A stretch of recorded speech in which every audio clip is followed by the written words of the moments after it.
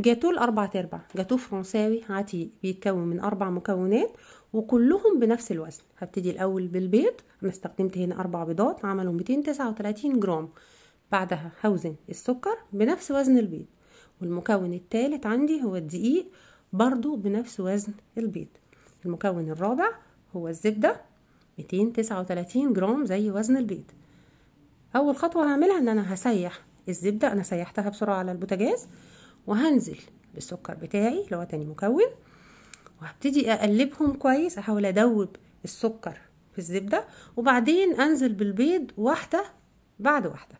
على فكرة انتوا هنا ممكن في الجاتو ده تستخدموا بيضة واحدة وتوزنوها، وعلى اساس وزن البيض بالقشر بتاعه هيتبني عليه ال3 مكونات التانيين، او بيضتين او 3 زي ما انتوا عايزين. بعدين هنا انا كملت، حطيت ال4 بيضات وقلبتهم كويس، ونزلت طبعا بالفانيليا بتاعتي وقلبتها كويس.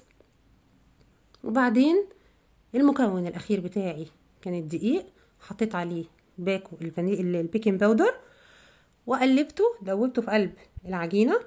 وبعدين هنزل على خليط البيض بتاعي بالزبدة بالسكر، وهنزل بالدقيق على مراحل، مش مرحلة واحدة، مش دفعة واحدة، علشان ما يكلكعش معايا، لغاية ما اوصل للقوام اللي انتوا شايفينه ده. على فكرة هو اللون بتاعه بيبقى لون حلو كده، اللون الاصفر الكركم الجميل. وبعدين جبت قارب الفرن بتاعي، بطنته بالزيت وبالدقيق، وصبيت فيه الخليط بتاعي. درجة حرارة الفرن بتاعتي هيبقى متسخن على 180 درجة مئوية، متسخن قبلها بحوالي 10 دقايق، ولمدة 45 دقيقة. لو عايزين الجاتو بتاعكم يبقى له قشرة ناشفة مقرمشة، لو مش عايزين يبقى 40 دقيقة. هنا الجاتو بتاعي جوه الفرن في حوالي نص المدة، بعد حوالي 25 دقيقة من دخوله الفرن، طبعا ما بفتحش عليه. وهنا قبل ما يطلع بحوالي 5 دقايق.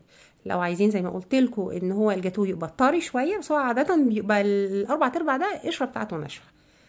هنا طلعته كان سخن جدا، مش عايزه اقول لكم ريحته كانت رائعة، ولونه من جوه حاجة فعلا بسم الله ما شاء الله تشهي زي ما بيقولوا.